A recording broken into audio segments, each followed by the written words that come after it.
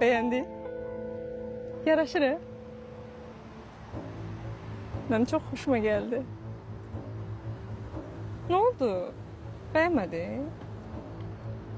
Bir sene ne oldu? Ben elçi göndermemişim. Ne? Elçi göndermemişim nerede? Ayten.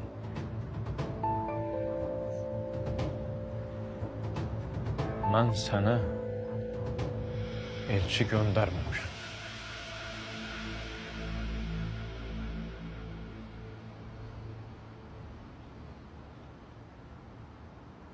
Sen elçi göndermemişsin sen. Onu kim gö...